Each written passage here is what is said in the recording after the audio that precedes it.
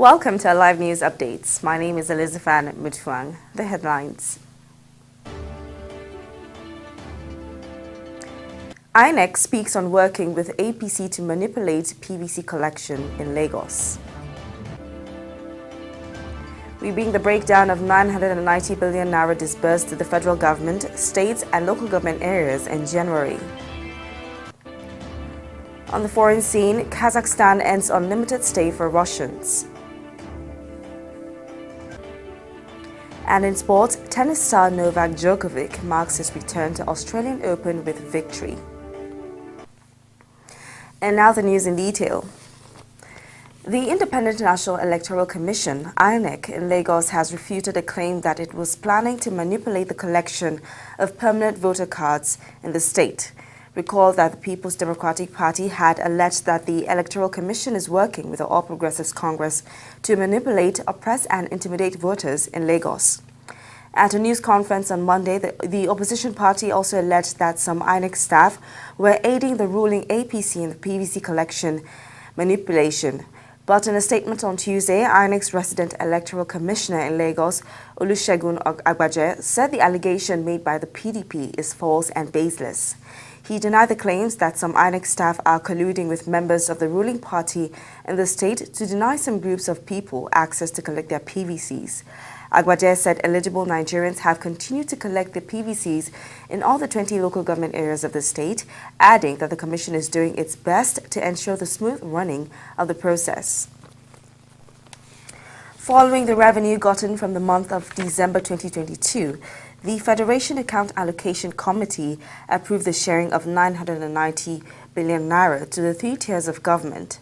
The FAAC, in its reports released yesterday, showed that the federal government received 375.3 billion naira.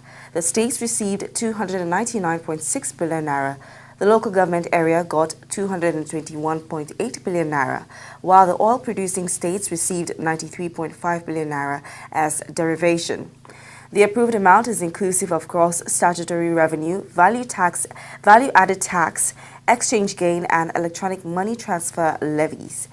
At the end of the meeting yesterday, the FAAC issued a communique indicating that the gross revenue available from the VAT for December 2022 was 250.5 billion naira, which was an increase distributed in the preceding month from this amount. The sum of 7.2 billion naira was allocated to NEDC project. On the foreign scene, Kazakhstan will no longer allow Russian citizens to stay in the Central Asian country indefinitely by doing so-called visa runs every 3 months, according to a government directive published this week.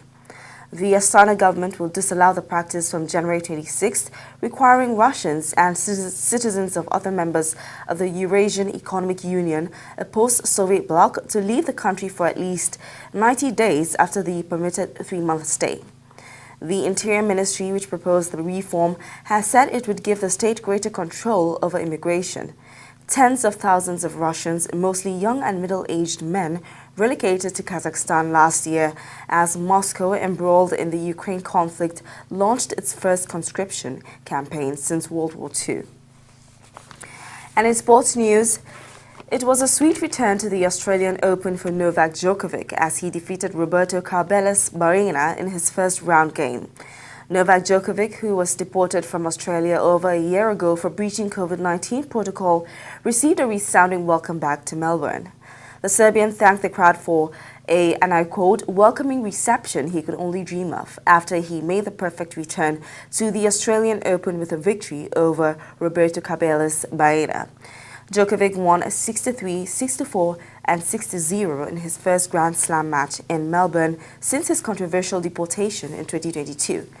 The 35-year-old tennis icon walked out to loud cheers with flags and banners displayed around Rod Laver Arena. And with that, we've come to the end of the news updates at this hour. Once again, my name is Elizabeth Mutfwang. Do have a good day.